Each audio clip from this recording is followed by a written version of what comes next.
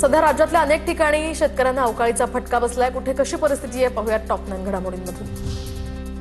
अमरावतीमध्ये टोमॅटो उत्पादक शेतकरी संकटात। उत्पादन खर्च सुद्धा निघत नसल्यामुळे शेतकऱ्यांनी टोमॅटो शेताच्या बाहेर फेकलेत। बाजारपेठांमध्ये टोमॅटोला प्रति किलो चक्क 4 ते 5 रुपये किलोचा हा कवडीमोल भाव। धाराशिव जिल्ह्यामध्ये 1407 हेक्टरवरील पिकांचं अवकाळी पावसामुळे नुकसान। फळबागांसह रब्बी हंगामातील बागायती आणि जिरायती पिकांचं मोठं नुकसान। नुकसानीचे पंचनामे सुरू। शासनाकडे प्राथमिक अहवालही पाठवला। बीडच्या अंबाजोगाईमध्ये आखाती देशातील युद्धाची झळ आणि अवकाळीचा तडाखा। तर टरबूज उत्पादक शेतकऱ्यांवर दुहेरी संकट। युद्धजन्य परिस्थितीमुळे टरबूजाला भाव मिळत नसल्यानं शेतकरी चिंतेत। तर अवकाळी पावसामुळे हाताशी आलेलं टरबूज खराब होत आहे। कोकणातील हापूस आंब्याच्या कमी उत्पादनाचा फटका वाशी मार्केटला बसला। आतापर्यंत रत्नागिरी, सिंधुदुर्ग आणि रायगडमधून आंब्याच्या केवळ 32,000 पेट्या दाखल। तर आवक कमी असल्यामुळे वाशी मार्केटला आंब्याचे दर चढेच। जळगाव जिल्ह्यातील आंबा उत्पादकांना सुद्धा अवकाळीचा आणि वादळाचा फटका। पंचनामे करून नुकसान भरपाई देण्याची शेतकऱ्यांची मागणी। गेल्या 2 ते 3 दिवसांपासून अवकाळी पाऊस सुरू आहे।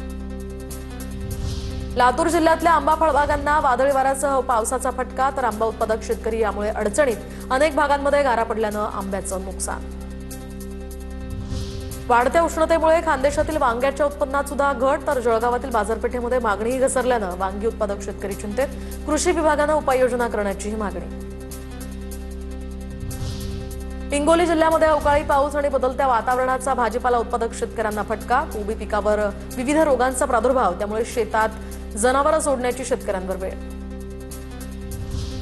गडचिरोलीमध्ये 700 क्विंटल धान्य साठा। आदिवासी विकास महामंडळाच्या दुर्लक्षतेमुळे लाखो रुपयांचं नुकसान। या नुकसानीला जबाबदार कोण? शेतकऱ्यांचा इशारा।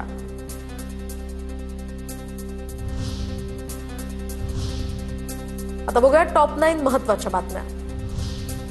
विरार रेल्वे स्थानकामध्ये प्लॅटफॉर्म क्रमांक 3 आणि 5 यांची लांबी रुंदी वाढवून आता 15 डब्यांचा लोकलसाठी प्लॅटफॉर्म विस्तारीकरणाचं काम पूर्णत्वास। मुंबई रेल्वे विकास महामंडळातर्फे काम अवघ्या 15 महिन्यात पूर्ण। स्थानकाची प्रवासी क्षमता यामुळे मोठ्या प्रमाणात वाढणार। टॉय कारच्या माध्यमातून दिल्लीमध्ये घातपात घडवण्याचा कट उधळला। मुंबईच्या कुर्ल्यातनं 18 वर्षीय हमाद सिद्दीकीला अटक। तर दिल्ली स्पेशल सेल आणि महाराष्ट्र एटीएसची ही संयुक्त कारवाई। नाशिकमधील भोंदू अशोक खराच्या प्रकरणानंतर धुळ्यामध्ये सुद्धा याचे पडसाद। भोंदू बाबाला गावबंदी दरम्यान घरात बंदी घालण्याचा या ठिकाणी इशारा। धुळे तालुक्यातील निमगुळ बचत गटाच्या महिलांचा हा ठराव। नागपुरातील राष्ट्रीय बॉक्सिंग चॅम्पियनशिपमध्ये खेळाडूंच्या जेवणासाठी सिलेंडरचा तुटवडा। तर व्यावसायिक गॅस सिलेंडर मिळत नसल्यामुळे केटरिंगवाल्यांनी चुली पेटवल्या। बेकायदा घरगुती गॅस सिलेंडरचा सुद्धा वापर। आंबा बागायतदारांसाठी येत्या गुरुवारी पुण्यात बैठक। आंबा बागायतदारांना भेसळयुक्त कीटकनाशक विक्री झाल्याच्या कृषी विभागाकडे तक्रारी। याचे आंबा पिकावर परिणाम। तर रत्नागिरी आणि सिंधुदुर्ग जिल्ह्याच्या कृषी अधिकाऱ्यांना उपस्थित राहण्याच्याही सूचना। कल्याण पूर्वेतील स्कायवॉकवर दुचाकी चालवण्याचा धक्कादायक प्रकार। कोळसेवाडी ते तिकीट घर गाठण्यासाठी चक्क दुचाकीचा वापर।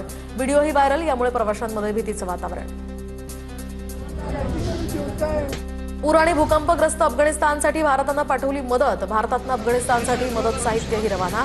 स्वयंपाकासाठी लागणारी भांडी, स्वच्छता आणि आरोग्यासाठी लागणारं साहित्य, प्लास्टिक शीट्स, ताडपत्री, स्लिपिंग बॅग्स यासह दैनंदिन गरजेच्या वस्तूंचा यामध्ये समावेश।